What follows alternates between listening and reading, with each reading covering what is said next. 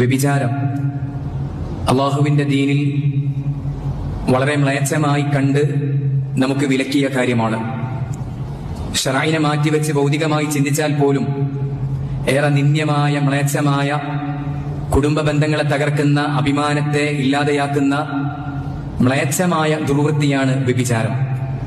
മഹാനായ ഇബ്നുൽ ഖയ്യിം റഹിമഹുല്ലാഹ് പറഞ്ഞു, വസ്സിന യജ്മഉ ഖിലാല അശ്ശർരി കുല്ലിഹാ മിൻ ഖില്ലത്തി അദ്ദീനി വദഹാബിൽ വറഇ വഫസാദിൽ മുറൂഅ. മാന്യതയെ നശിപ്പിക്കുന്ന, അതുപോലെ തന്നെ സൂക്ഷ്മതയെ ഇല്ലാതെയാക്കി കളയുന്ന, ദീനിൽ വലിയ കുറവ് വരുത്തുന്ന, അങ്ങനെ എല്ലാ മ്ലേച്ഛതകളും ഒന്നിച്ചുകൂടിയ, എല്ലാ അപകടങ്ങളും ഒന്നിച്ച് സമ്മേളിക്കുന്ന പാപമാണ് വ്യഭിചാരം. എന്നിട്ട് അദ്ദേഹം പറഞ്ഞു, ഫലാ തജിദു സാനിയൻ മഅഹു വറ. ഒരു വ്യഭിചാരി, ആ വ്യഭിചാരി വറയോടുകൂടെ ഒരു വ്യഭിചാരിയെ, സൂക്ഷ്മതയുള്ള ഒരു വ്യഭിചാരിയെ നിനക്ക് കാണാൻ സാധിക്കൂല. അവനൊരു സൂക്ഷ്മതയും ഉണ്ടായിരിക്കുകയില്ല.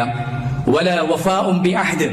വ്യഭിചാരിയെ സംബന്ധിച്ചിടത്തോളം അവൻ ഒരിക്കലും വാഗ്ദാനങ്ങളെ പൂർത്തീകരിക്കുന്നവനല്ല.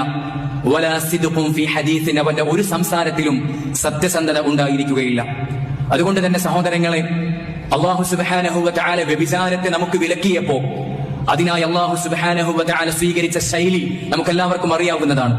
അല്ലാഹു പറഞ്ഞു, വലാ തഖറബുസ് സിന വലാ തഖറബുസ് സിന ഇന്നഹു കാന ഫാഹിഷ വസാഅ സബീല. നിങ്ങൾ വ്യഭിചാരത്തിലേക്ക് അടുക്കരുത്.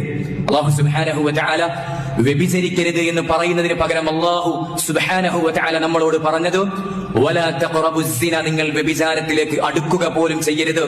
ഇന്നഹു കാന ഫാഹിഷ, അത് മ്ലേച്ഛമായ കാര്യമാണ്. വസാഅ സബീല, മോശമായ മാർഗമാണ് എന്ന് അല്ലാഹു സുബ്ഹാനഹു വ തആല പറഞ്ഞിരിക്കുന്നു.